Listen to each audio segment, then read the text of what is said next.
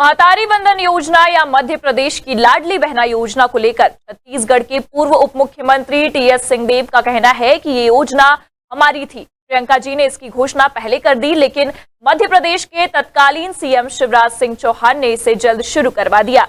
लेकिन सोच कांग्रेस की थी। प्रदेश की राजनीति और सरगुजा की सभी सीटें विधानसभा चुनाव में हारने के बाद लोकसभा चुनाव को लेकर कांग्रेस की तैयारी किस तरह की है, इन तमाम मुद्दों पर इंडिया टाउन न्यूज के संवाददाता शैलेश सिंह ने पूर्व उप मुख्यमंत्री टीएस बाबा से बात की है। देखिए इंडिया टाउन न्यूज पर खास चर्चा करते हुए क्या कहा सिंहदेव ने।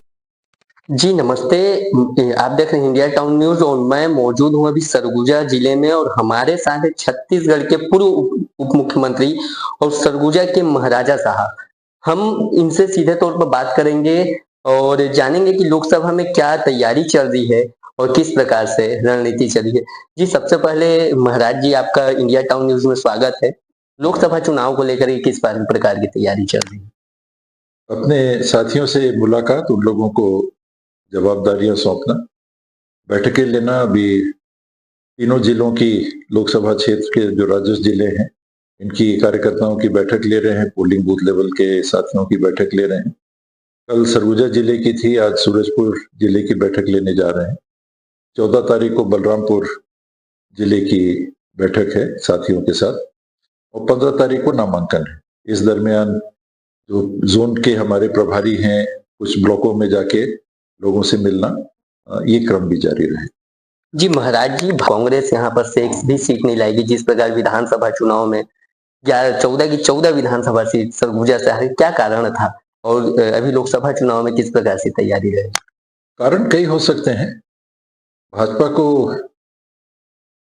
गरूर लगता है, बहुत हो गया है।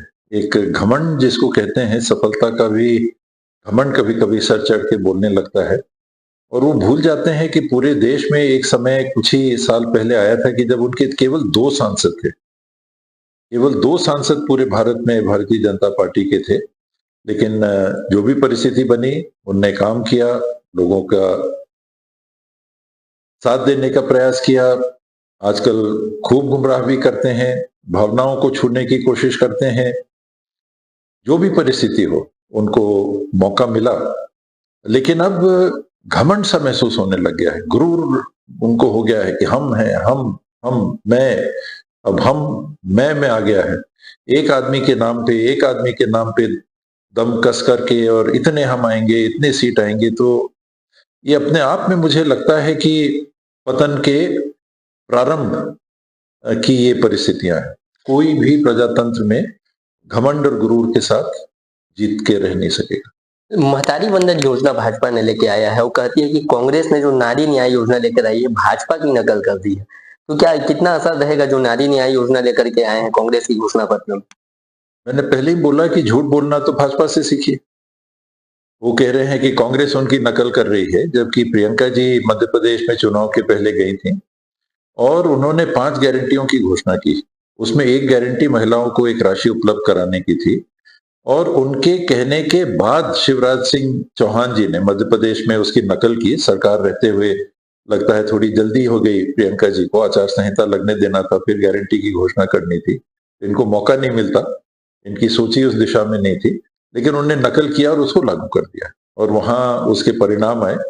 और वो ये भी जानते हुए लोगों को गुमराह करके बताने की कोशिश कर रहे हैं कि उनने इस योजना को कहीं से खोज के लाया। उनके चुनाव के पहले 1 साल पहले हिमाचल प्रदेश में चुनाव हो चुके थे, वहां ये लागू हो चुका था। उनके चुनाव के पहले कर्नाटक के चुनाव हो चुके थे, वहां लागू हो चुका था। ये तो पीछे पीछे आए और प्रियंका जी के पीछे आए, प्रियंका जी के घोषणा के पीछे आए, फिर उन्होंने मध्य प्रदेश में अपनाया और छत्तीसगढ़ में भी अपनाया। ये सही है कि उनने अपनाया। कांग्रेस की सरकार जाने के बाद 14 विधान सीट यहाँ से कांग्रेस आ चुकी, कैसे लोकसभा सीट पर यहाँ जीत हासिल करेंगे? जैसे भारतीय जनता पार्टी देश में 2 सीट जीत के आज 303 सीट पे है। जो हारा तो आजीवन थोड़ा ना हार गया, पीढ़ी पीढ़ी पुष्ट दर पुष्ट 100 साल 50 साल के लिए, 2000 साल के लिए कोई थोड़ा ना हार जाता है। आज कोई पीछे है, कल कोई दूसरा पीछे हो जाएगा, कोई दूसरा आगे हो जाएगा। ये कोई एक लाइन नहीं होती है कि ऐसा बढ़ गया तो अब बढ़े रहोगे। राजा महाराजा चक्रवर्ती थे, आज कहाँ है? बड़े बड़े राजा महाराजा थे, बड़े बड़े बादशाह थे।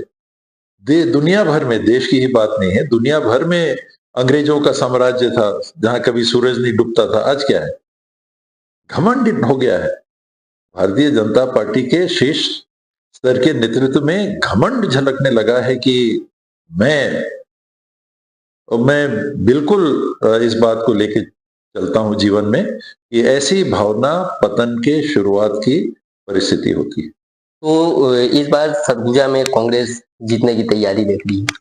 प्रयास हम लोग हमेशा करते हैं, अपने तरफ से अच्छे से काम करने की कोशिश करते हैं। बाकी मतदाताओं की जो इच्छा होगी वो सर्वधार। बहुत बहुत धन्यवाद आपका हमारे साथ जुड़ने के लिए। ये थे हमारे साथ सरगुजा के महाराजा और उप मुख्यमंत्री पूर्व, जो कि हमारे साथ जुड़े और कई मुद्दों पर हमारे साथ चर्चा की है। तो इसी तरह से मैं लगातार और भी जनप्रतिनिधियों से और भी नेताओं से मिलते रहूंगा, उनसे चर्चा करते रहूंगा और उनकी हर बात आप सभी के सामने लाने का प्रयास करूंगा। तो लगातार बने रहिएगा हमारे साथ। मैं Shailesh Singh, India town news के लिए सरगुजा।